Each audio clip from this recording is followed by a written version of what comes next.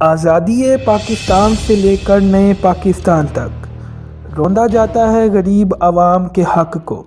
कब होगी कानून की पासदारी, कब मिलेगा इंसाफ।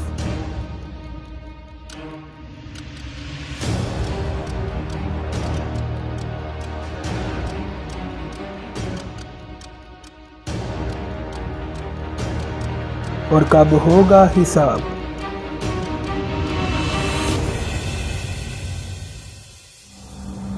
कब होगी इन झूठे वादों की बात, हम दिलाएंगे हर बेहक को उसका हक।